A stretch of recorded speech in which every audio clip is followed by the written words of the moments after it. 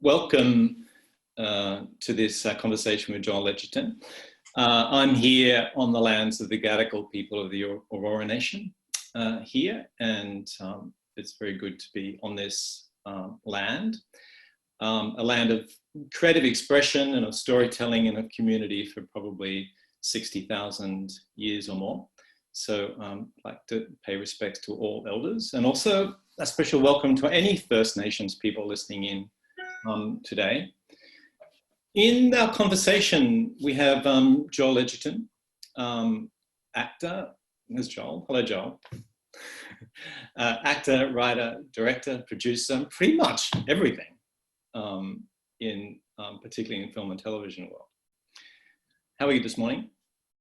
I'm good. I was going to make a joke about how I'm not everything when it comes to my new projects like building and potting plants. I seem to fail.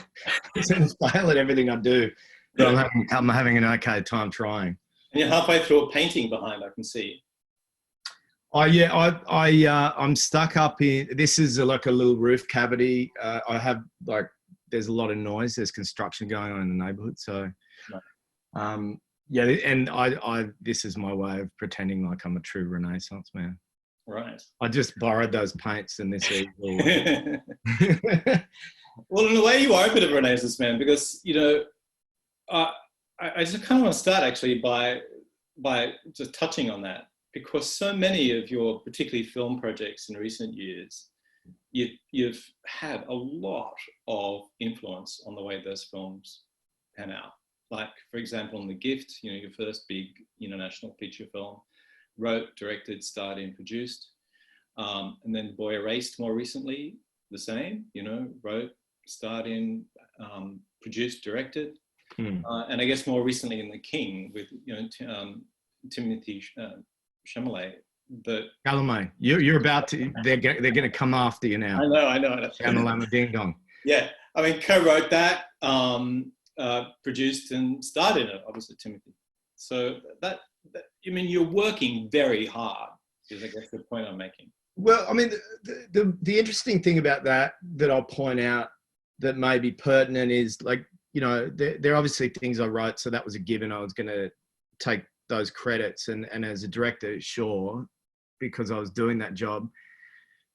Putting myself in my own projects is one topic of conversation, because I actually was saying to someone this morning, I don't know if I could ever be that person that directs and stars in a project. You know, both projects I did, I was only ever on set for about a quarter or a fifth of the shoot, wearing both hats. The interesting one is about being a producer, because, and I took producer credits on those films because I have a bit of an issue with creative people bringing a project from nothing to something and then handing it over to essentially a producer.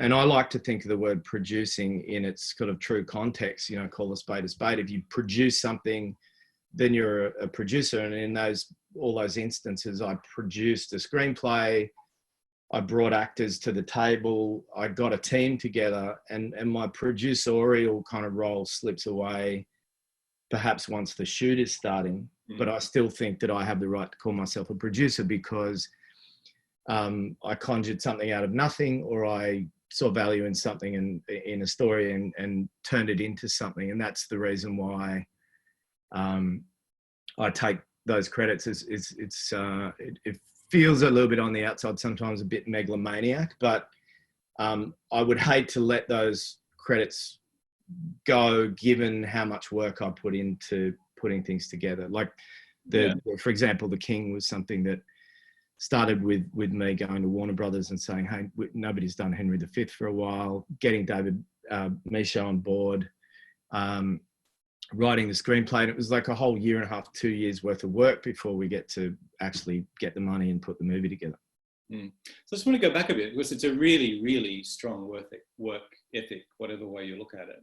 And where did that come from? I mean, was it something maybe came from your dad? Oh, definitely. My dad is a bit of a workaholic, is probably an easy term to understand. That I don't think he's addicted to work, but he derives a lot of pleasure from his work. And I think the problem for the pleasure and the pain for people who derive pleasure from their work is you're happy to keep doing it all day long, and you forget that a lot of time has gone by. I sometimes have to remember to sort of pull up and stop working, especially if I'm writing. I think, but I think the filmmaking side of it came from actually, in the context of, say, talking to people who are in the middle of studying right now, is coming out of drama school, knowing I had so much to offer, but not, we're as actors, we're at the mercy of people sort of saying, hey, we want you on our team, like being picked on a sports field.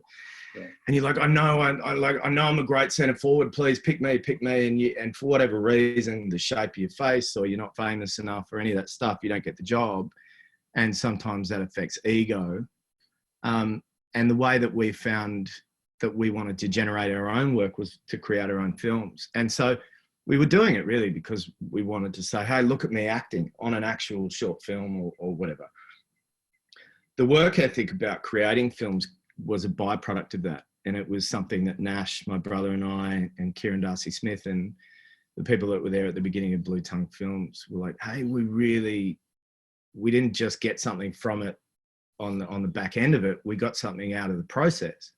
So we're like, well, let's make another film. Let's make a longer short film, and then let's try and make a grown-up, feature film. Yeah. I mean, you hit drama school when you were really young. I think you were about 17 when you went to Theatre Nepean. And it's not a school that exists anymore in Western Sydney. But at the time, it was a really, really well-regarded drama school. But my memory of it was that you did everything, like anyone who was studying acting there as you were, but you actually did a whole bunch of other stuff there across all the years. I did lighting for 2 shows. Well, I didn't design the lighting, but I got up and rigged lights and was sort of, ordered around by somebody who knew what they were doing. But students were encouraged on productions that they weren't in, particularly, like, say, being in first year, you would help build sets for, the second years or the third year's productions. You would, I did costuming for one where, again, something I'm terrible at, but we were encouraged to be part of that. And I think that's why a lot of the Nepean students, sadly, it doesn't exist anymore, but because of a little bit of lack of funding, I think, and just a general kind of, it was, we didn't have everything done and set for us, and everybody was stumbling around, but it meant that everybody tried their hand at a bunch of things. And I think that's why a lot of Nepean students went on to, run festivals and open their own theatre companies and become filmmakers, is because they saw other ways of sort of applying their trade. If you say that our trade is telling stories, you could do that by building set, you could do it by designing costumes, but primarily by being also a director or a curator of other people's work, or being a producer. Yeah, totally. When you graduated from drama school, you spent, pretty soon, you're in big theatre companies, and probably 5 or 6 first 5. Thanks to you. first 5 or 6 years of your life, and you've been pretty much in theatres. So it was a good time. Oh, look, I felt like, I had achieved my goal in a sense by doing that.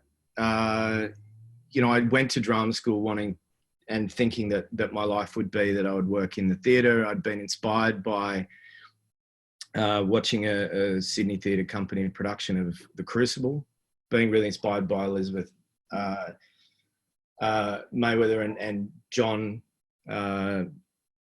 Howard, not the Prime Minister. Love to see that production.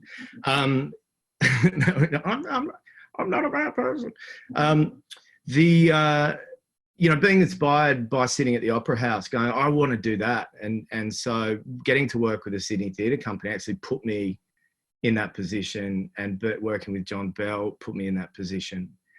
And it was what we were at drama school to do. I think part of the reason why we got into filmmaking too is because the film component for Nepean was 6 weeks in the whole 3 years.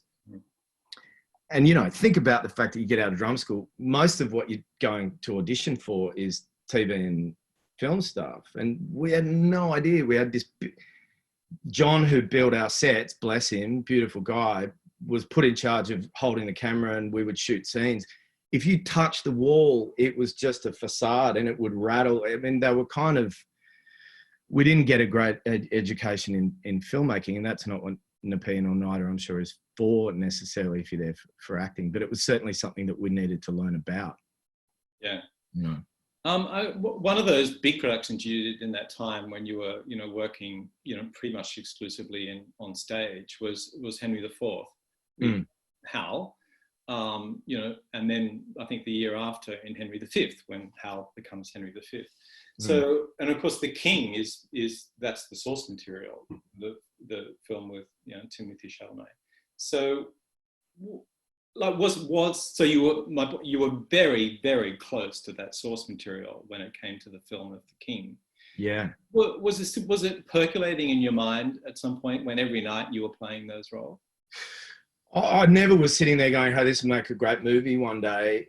The way that happened was, I'd started to sort of get a bit of a foothold in working in LA or working out of America, and I was doing Gatsby here in 2011, I think we were doing it, and I'd been asked to do a real sort of sword and horse movie by Warner Brothers, and I don't want to criticize anything, but I didn't really relate to the script so well. But I saw in it these sort of derivative Shakespeare speeches, and it got me thinking about what we had done with the Bell Company back in, it was 99 and 2000. And I just sort of felt very close to that material, and I just sort of had enough kind of confidence in the moment to say, "Hey, I don't want to do that, but what do you guys think about doing Henry V? Branagh did it 25 years ago at that point. Maybe it's time that we did it." And they said yes. And I think that's a bit of a theme for me, is I sort of throw things at the wall, not really thinking it through so much. And then if somebody says yes, then you've got to go away and work out how to do it. And the way I did that was to cling on to David Michaud and say, "Hey, can we write this together?" And it was his idea to deviate from the actual Shakespeare text. I had in my mind initially that we'd maybe do Henry V. I also was silly enough at the time, I think I was 30, that I might be young enough to play the King. And it just sort of really dawned on us while we were writing it that Henry was such a young man that to really look at and examine the true ages of people in that era meant that I was on my way to being an old person, like classified as an old person. I was more like 35. So by the time we shot it, playing Falstaff at the age of 45 would have been classified as being an old person. So, but I was never thinking at the time when I was on stage, all I was thinking was, get me out of here, get me off the treadmill.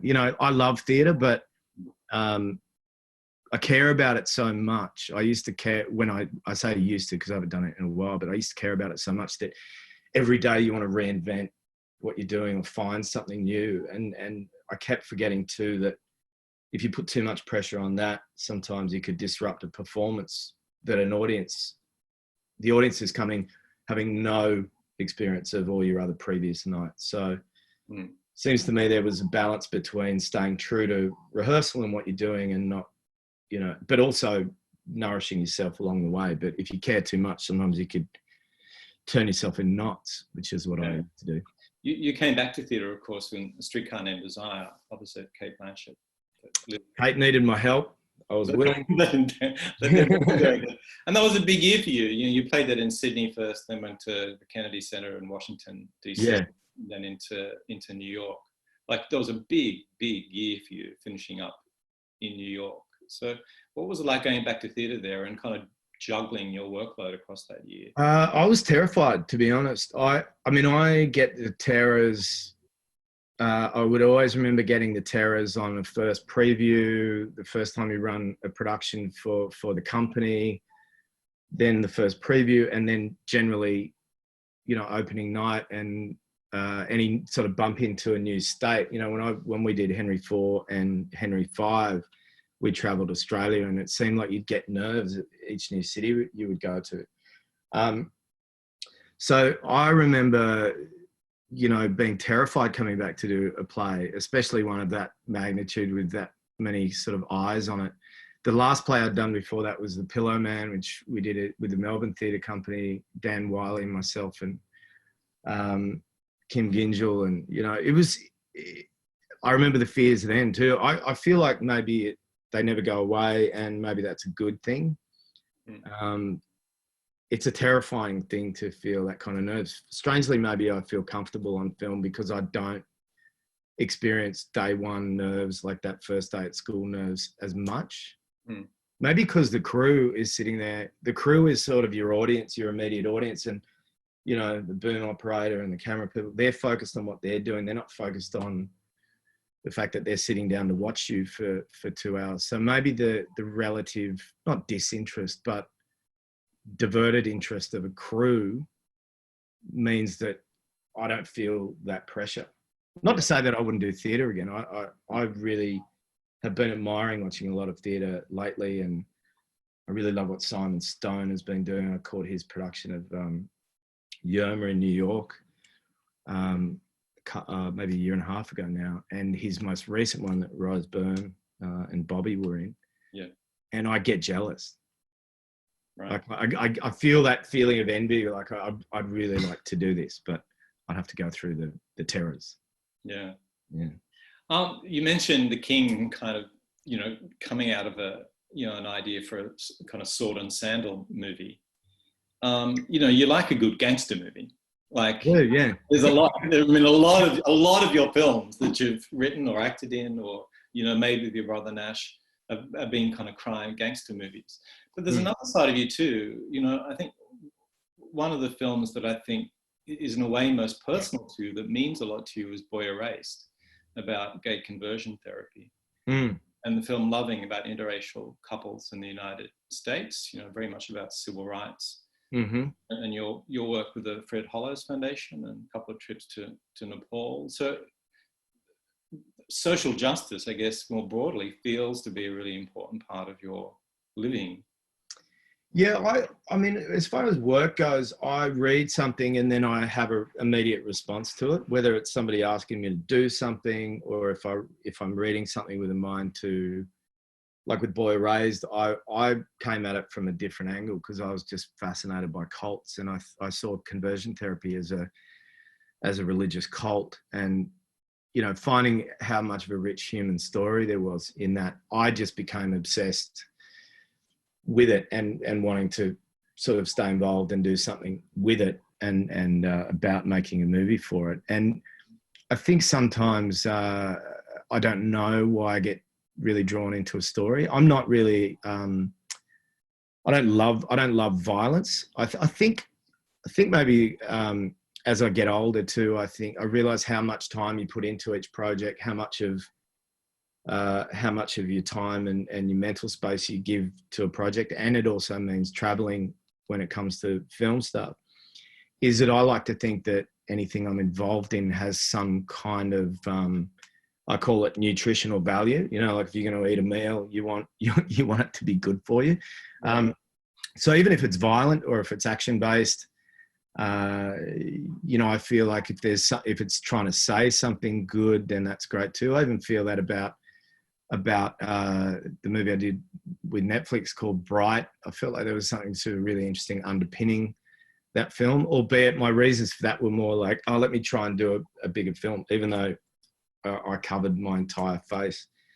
You know, there was something that drew me to also wanting to put a mask on my face and feel what it was like to get back to doing something like clowning. So I have all my different reasons for getting involved, but I hope that every story has something else for an audience to take away with them, even if it is on the surface pure entertainment. Yeah. And so in terms of nutritional value, as you put it, you know, all those strings to your bow, like as you know, mature as an artist with all those skills available to you, what are you finding starting to give you most nutritional value now? Well, that's a good question. Oh, look, I would never want to give up writing. I never want to give up the chance of directing something again. And I certainly, even though I've thought about it at times, wouldn't want to completely give up acting. It's strange how they give you different satisfactions. For me, writing allows me to just, particularly before somebody gets their hands on it, says this is wrong and that's wrong and change that and that's too expensive. In the first sort of moment of writing it, it feels like the purest form of meditation for me. And I love that. I love being able to do that, even if it's not good. I mean, for that moment, you know, I think it's good, so who cares? And for every frustration I get with the waiting around when it comes to acting on film, the amount of waiting around, there's always that 10 minutes of one day that makes you go, oh, this is why I love it so much. And it's like a bit of a drug. And directing, I love because of the challenge of it, because of the challenge of telling the whole story. And I realize that people like you and directors that I've met on film have possibly the best job in the world, because you get to stand back and conduct, you know, the orchestra of the whole story. And for all the heavy responsibility that comes with that and the stress that comes with it, I think it's worth it. I always say that being an actor is like being a child, and it's true, because you literally turn up in your pajamas and people dress you up, and all you have to do is say the right things in the right order, hopefully.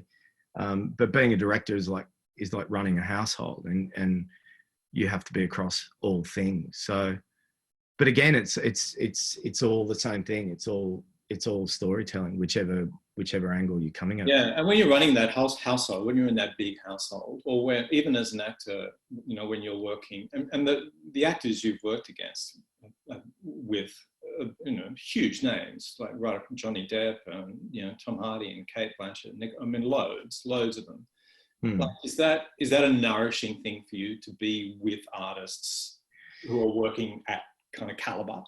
Yeah, it's funny. I was saying to someone the other day that I have this sort of disconnect. Like, I think the idea of performing with somebody you really admire is only going to up your game and make you listen better and tune you better and give you the opportunity of having a front row seat to maybe learn something, or to learn a different approach, or to gain an understanding of a different nature.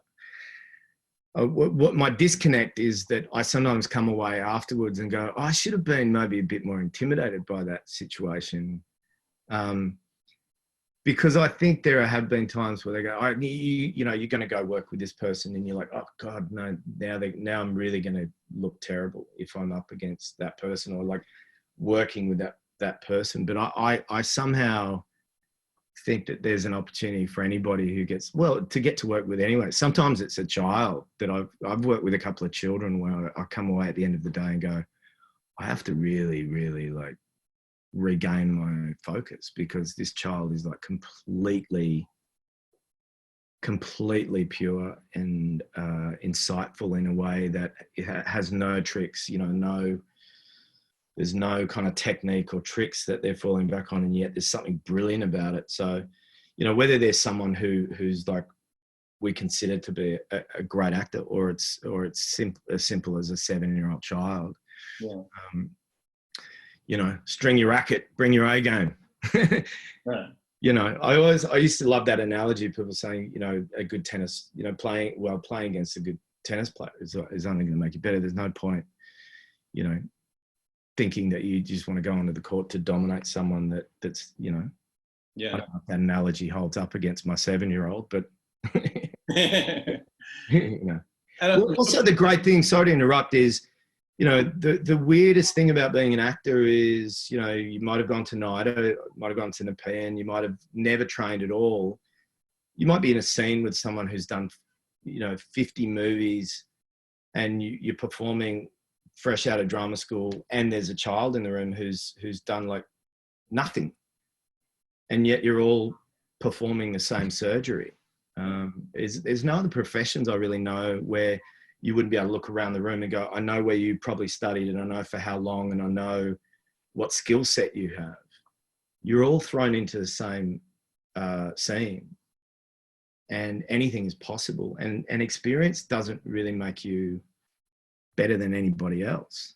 You know, experience should just teach you that you should be ready for anything, I think. Yeah, and I think part of your experience and part of your personality, I think too, is sort of how you deal with difficulty. Like, you know, you have a reputation for being one of the difficult.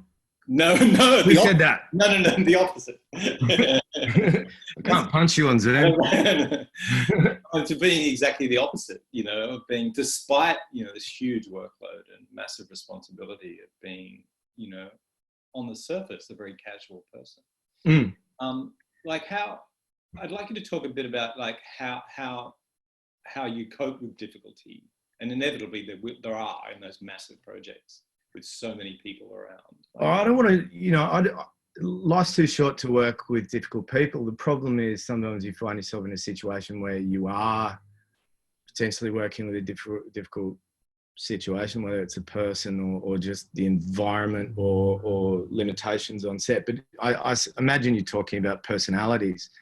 I've been lucky enough that I've never really had any situations that I felt were really people behaving in a really uncalled for fashion. And for the brief moments that I could recall, I wouldn't call anybody out. But I think the point being that it's so much easier if there's no reason why you can't do your job and also get along with people. And it doesn't mean that you have to be super social on set or you have to, you know, waste your energy on your personality dealing with people on the set. But being courteous and being kind and being creatively collaborative, whether it's just on a pure like social level or whether it's to do with the work, there's no reason why that can't be a good experience. And I particularly was reminded of that having made a film or two where you just like, thank you so much for being so accommodating. Thank you for being willing to change things on a dime and being able to kind of be on set and close. And, you know, because, you know, if you are running the household and you are the director, if your children are petulant, like it ruins your day. Yeah. But to have well-behaved, you know, and look, you know, actors are there to serve. We're definitely there to question. But I think our job is not to question if we've agreed to a set of circumstances. So the idea of turning up on set and going, hey, I have a million questions just before the camera rolls.